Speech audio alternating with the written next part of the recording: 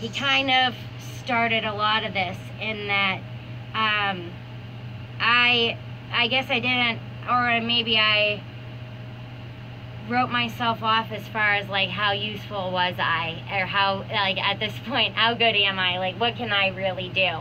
And then you see this and you realize, both literally and figuratively, this little kid's life is, his narrative is changed, and it's mainly because there are so many amazing people in this town, like in the 814, that just stand behind families, especially hardworking families. And Kyla has ADCY5, so she is bound to a chair, has pretty much no use of arms, legs, gross motor, fine motor.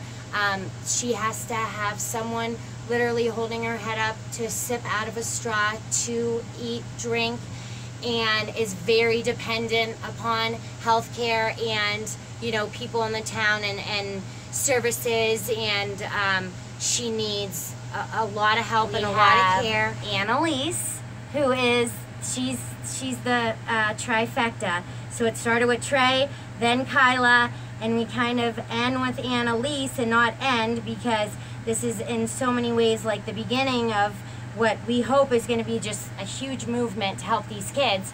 But Annalise got her very first scan that said NED, which I had no idea what that means, Ned. And I'm literally like reading it as if I'm talking to you like, oh, it's a message from my husband.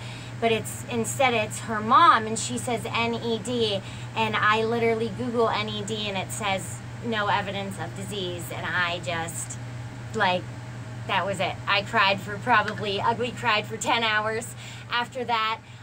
These girls are like now these local little legends, these little heroes, and they're a huge part of not just the store's story, but also my story, and that these little kids got me out of bed. Like, they got me up saying, I feel like I have a purpose now. I feel like I have motivation.